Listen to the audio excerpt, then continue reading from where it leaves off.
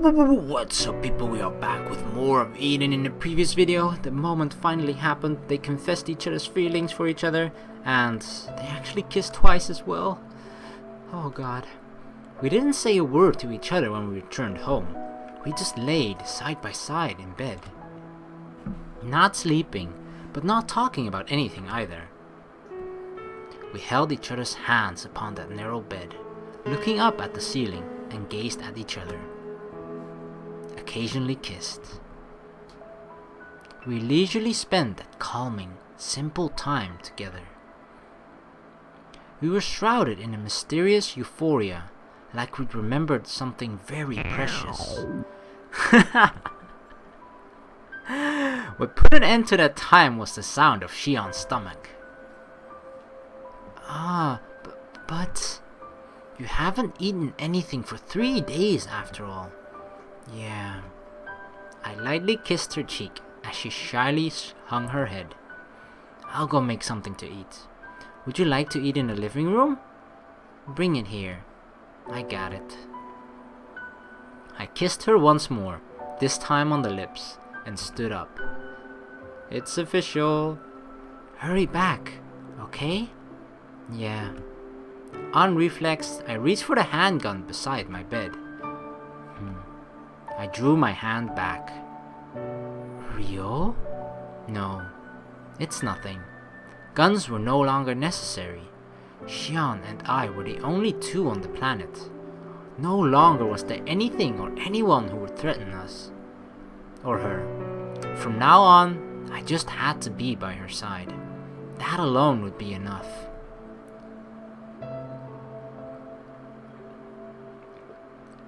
Returning quickly was a top priority, which meant there was no time for hesitating. Sion probably couldn't eat all that much, and strangely enough, I wasn't all that hungry either. We had plenty of rice, and I found some salmon flakes after quickly looking through the shelves. I guess salmon rice balls will do. I'll dice some wild vegetables and mix them into it to go with it. 2 kinds of rice balls, and some pickled vegetables ought to do it. I could always open another can if it didn't look like it was going to be enough. With that decided, I got right to work. I decided to boil some water first and grabbed the kettle. I quickly had 5 rice balls ready, prepared some pickled vegetables and warm tea, and returned to the bedroom. However, the room was empty. For a moment, I wondered if her having woken up had all been a dream. That couldn't be possible. I distinctly remembered how soft she was when I hugged her, and how her lips felt against mine. Sion? I set down the tray somewhere within reach and immediately left the room. Not here. Outside? Not here either. There was one place left. As I went outside, a chilly wind blew against me. I'd noticed the temperature had been dropping lately, but the difference at night compared to earlier was remarkable. The surrounding climate might have begun changing as well. Now's not the time, I murmured and started to run, but I immediately stopped. Sion.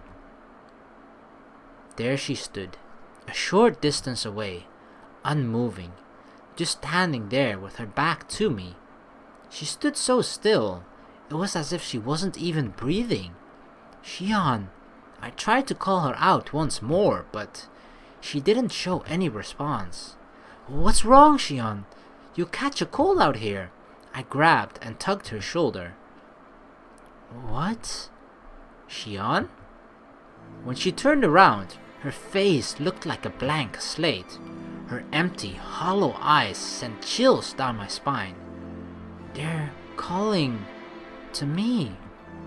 They're calling you? They're all saying, come with us. Sion.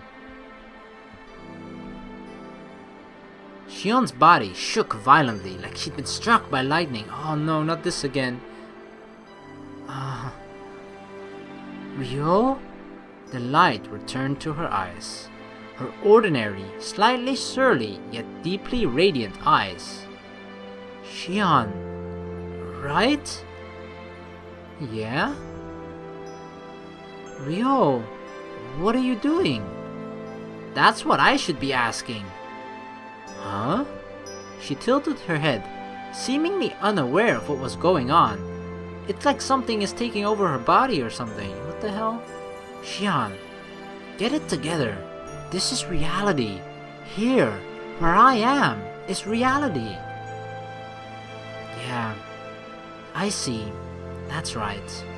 I was a bit relieved to see her nodding over and over. I had thought this for a while now, but Sion might be far too sensitive for her own good. Her nerves were so hypersensitive, anything could trigger a reaction from her. I know I'm not normal. It doesn't matter to me if you're not normal, but don't be fooled. By what? Right now, I am the only one on this entire world who can call out to you. You mustn't go, no matter what other voices you may hear. Even if you do, you won't find anyone. You're living here. Don't ever forget that. Yeah. If I do act like I'm going somewhere, will you stop me? As many times as it takes. Thank you. If she only had a little more time remaining, I wanted her to be by my side when the end came. And I wanted to be by her side too. If we reunited with those who had already left us afterwards, I was sure it wouldn't be too late.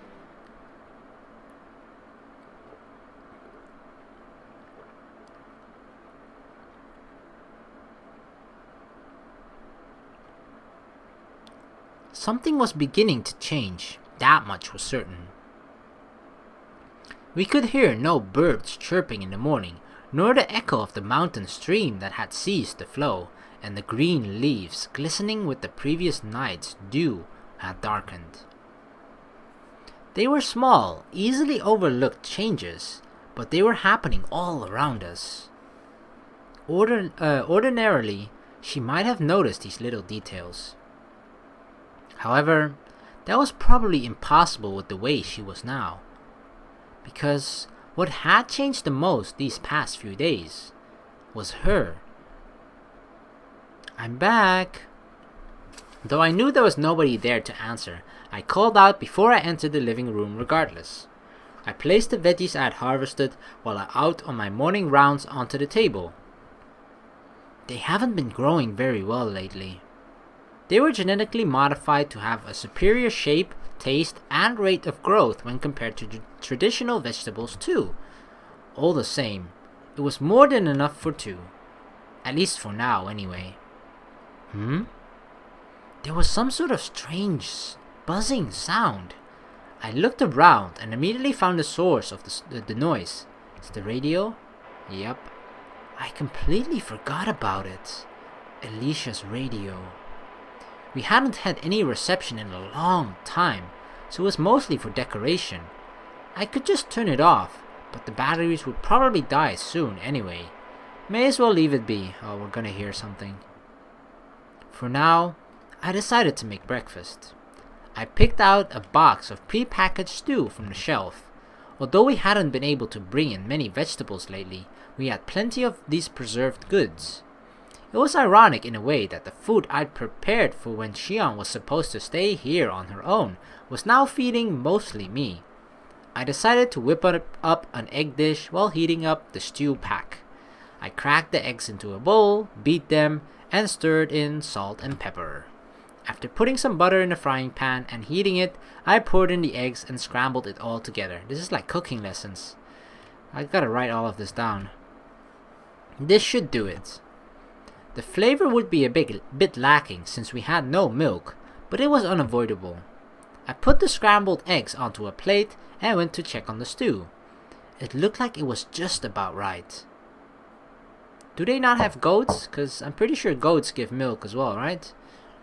Although, it seems a little bit strange when you think about it that your milk doesn't come from a cow, and then you immediately think like, oh, that's a bit weird. And then I would probably be a person that would be like, ew, goat milk. No, not necessarily ew, but I would just be definitely hesitant to try it, just solely because it's not cow milk. But yeah, if you can't get anything better and that's your only way of getting milk at that point, then you shouldn't complain, really, right? Or at least I shouldn't, because I would be the one to do that. So yeah. I knocked quietly, then entered Sion's room without waiting for her to answer. Morning! There was no response from the master of the room laying in her bed. I set our tray of breakfast down somewhere handy for the moment and approached her bed. Sion! I addressed her once more. Still no reply. How many times have I repeated this very routine? I gazed at the peacefully sleeping girl. You can wake up any time now, Sion. I gently took her hand. She was a bit cold, and it seems as though she had gotten a little thinner than before. Since she's been doing nothing but sleep, she hasn't been eating properly. She ate more than matched her small frame when she was awake, too. I began to softly stroke her hand. It was likely meaningless, but I couldn't help it. I wanted to do something. Anything at all I could do for her. Sion. Yes? I was taken by surprise and let go of her hand. Upon another glance at Sion's face, her eyes had certainly opened. Sion! Don't call my name so many times. Though her voice was quiet and hoarse, she seemed fully lucid. Ryou, are you okay? I should be asking you that. I'm glad. Glad? Sion cocked her head and looked at me with amusement. I'm glad the world didn't end while I was sleeping. That's another thing that I was actually sort of thinking and sort of worried about for them. Like, the best possible scenario for them, right, would be that Sion actually survives up until the point where the world ends, so that they sort of spend the last seconds of the entire world and both each other's lives with each other, right?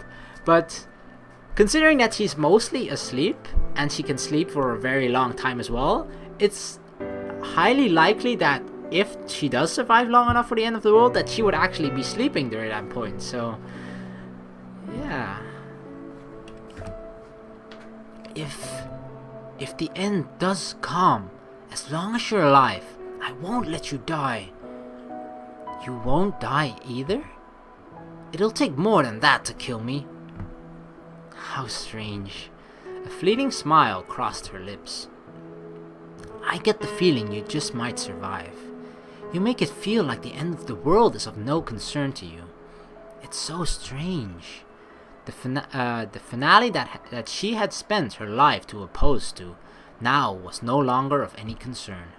No matter what might happen, I would protect the peaceful time remaining to Sion, even if it cost me my life. I slept quite well. You slept way too much. Did I? Her head moved slightly. It looked like she'd meant to tilt her head. It broke my heart seeing her in pain from such slight movements. Did you fool around with me or anything while I was asleep? What is she taking me for? I didn't. It looked like her mind was already up and running, albeit in the wrong direction. So, you didn't... I see. Of course not. If you just couldn't control yourself anymore, I wouldn't mind. Do you think I'm some sort of animal or something? Is she referring to what I think she's referring? What? I've heard that men are like that. Your knowledge on that subject sounds a little on the extreme side. Really? Yes. I knew she loved Alicia, but it was a bit troubling how she ate up everything that Maid said to her. However, Ryou... let's just drop the subject. I can't do anything in return, so it's fine by me if it will please you. In that case, I have one request. What is it? Get up a little earlier. When you do nothing but sleep, I can't help but be bored. Ryou... I'm sorry. Aww. Sion slowly raised her hand. My hand is... kinda warm. Did you warm it up for me? That's about all I could do for you. I held her hand one more time, both my hands wrapped around hers, gently yet firmly. Ryou, you can't. Can't what? If you're that nice to me. Never mind. Never mind what? I started to follow up, but held my tongue. When I saw the troubled look on her face, I couldn't speak anymore. Being kind to her, giving her more memories, that might be a heavy burden for a girl nearing the end of her life. Ryou, I have a request of my own. Yeah, ask anything you want. I want to take a bath. Huh? Together? Please. Sion smiled, looked just a little vicious. It's bath time.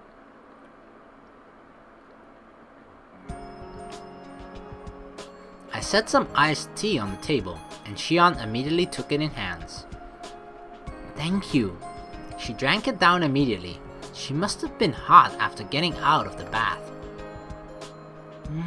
Delicious. It's nothing to get so moved by. More, please? Just one glass. Cold things aren't very good for your body. Really, I eat like 10 popsicles when it's summer? Fuck. Glare at me all you want. I'm still saying no. You've gotten a lot like Alicia lately. That's not a comparison I'm entirely comfortable with.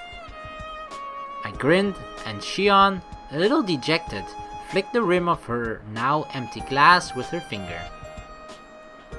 Well, that's fine. Though you did finally get in the bath with me. Oh yeah, bath time together. This time it was my turn to be a little upset. I couldn't let her get in the bath alone in her condition. There was nothing we could do. I had no choice but to wash her hair and body for her. So, did you enjoy it? She tilted her head and asked me without any expression on her face. Not really. Because I have this sort of figure? That's not it. If you think about it, wouldn't it have made more sense to just wipe yourself down than to force yourself into the bath? That wouldn't feel good at all. You know, come to think of it, why do you like bathing alone, or dislike? After she thought it over a moment, Shion's cheeks turned red for some reason. When I'm washing my hair, it feels like someone is behind me. I guess I can understand that. So that's why you used to have Alicia join you every time. Come on, what's scary is scary. She may have been pretty old, but she still had her childish tendencies. Setting aside her intellectual capacities, her mental age might just suit her appearance more. I'm sure even you have things you're scared of. She seemed to have noticed it too. You heard that, right? Yeah. It was probably that radio. I turned my attention to the radio that sat where Sion was pointing. I too heard something other than static coming from it. Had the electromagnetic interference gone down? It had been a long time. Such a very long time. Where could the broadcast be coming from? I'm hearing music. I stood up, approached the radio, and adjusted the volume. I could hear something resembling music, but it was hard to make out with all the static mixed in. Maybe they left an unmanned station running somewhere. Or maybe a satellite broadcast from space managed to make it this far. It's hard to tell. This radio was always tuned to the station that broadcasted Alicia's favorite musical program. Even if we tried tuning it to other stations, we just got static. This radio isn't in good shape either. After a few minutes of adjusting the volume and tuning, I heard something. So did I. I stopped adjusting it and listened close. Sion seemed to be focusing her senses in the same way. The music, it's so pretty. It is. In the past, when we still got reception on a regular basis, I used to listen to music like this with Alicia. I listened with Alicia once as well. It has already become a distant memory for me. Distant, but cherished memory. Sion? Her eyes were slowly shutting. The strength left her tiny body, and her head jolted violently. Sion! Oh? Then suddenly her eyes opened. That's strange. With a vacant whisper, she rubbed her eyes awkwardly. Sion, are you sleepy? How weird. I slept so much, and just woke up a little while ago. Sion. Perhaps she didn't even have the strength remaining to stay awake. Rather than recovering strength while she slept, could she actually be losing it? I finally gained some stamina from life here, too. Ryou, what condition is the mountain in? The mountain? Could it be relatable? Like always, she abruptly switched topics. Tell me the truth. It's not that great. The grass and trees, the vegetables in the field, the fish in the lake, everything on the mountain is starting to die? Maybe it's the world itself. It's alright, I blindly declared. If this mountain dies, there are plenty of other places to go. Our time together began with an escape, so I'll run away with you anywhere, as far as it takes. The truth is, I shouldn't have escaped. Her tones changed. It was like flipping a switch. It had been quite a long time since she had been so explicit. If I hadn't dreamt of seeing the outside world, Alicia would have lived longer. Alicia, my sister, lived her life for me, and I killed her. I couldn't bring myself to resent the person who stabbed my sister from the very beginning. I'm not qualified to do so. I've killed everyone who's ever protected me. Not just my sister, Major Naba too. She knew that the Major was no longer alive? Keeping quiet about it must have been tough on her.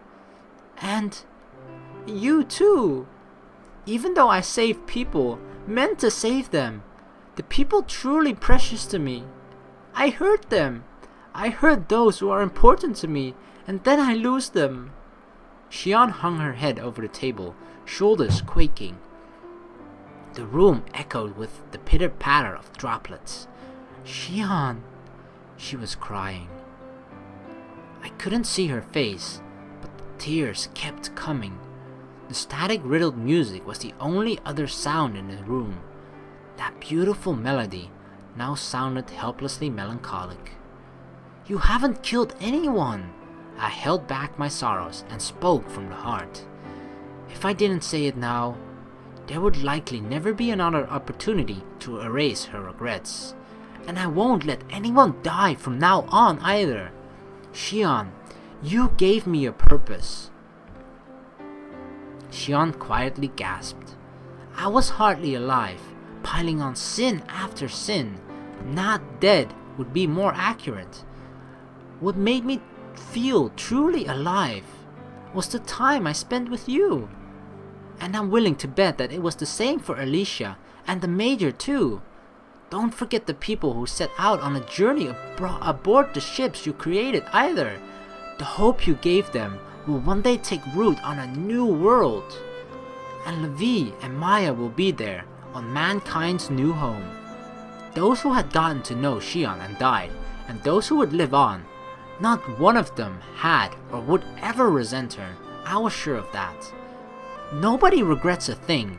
We chose to be with you of our own free will. So, you have nothing to feel sorry for. You're wrong. It's not that I feel sorry. When she looked up at me, I could see her face was still wet from the tears. She stared straight at me, a look of dignity upon her face. I just wanted to protect the people I love.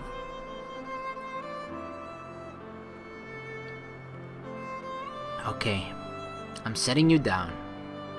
Alright. With Sion in my arms, I slowly laid her down on the bed. Sitting in a chair in the living room was more than she could manage, so she had no choice but to go back to bed. Thank you. Don't worry about it. I lightly brushed her bangs from her eyes. Sion giggled with embarrassment. Do you want anything? I do. Hold my hand. Is that all? I grinned and took hold of her hand. She squeezed back weakly. Ryou. I'm sorry for crying earlier. Don't worry about that.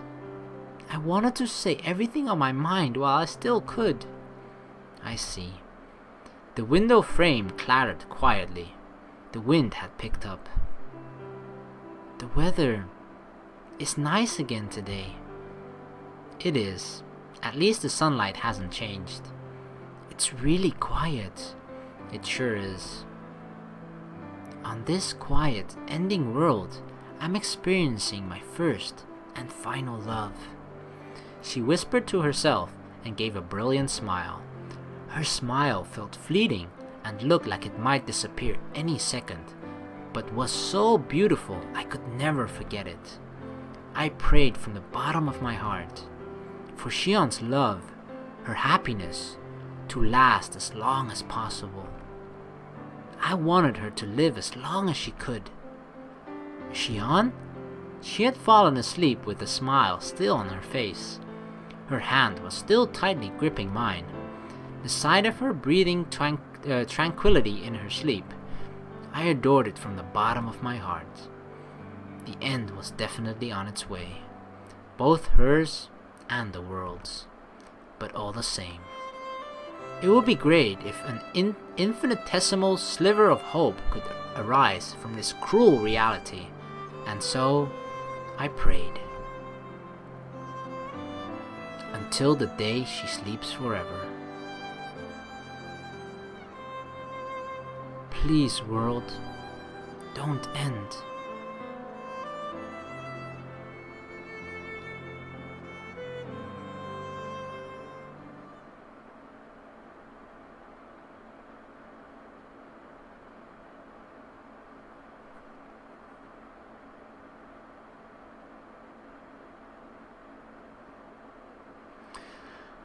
Oh god.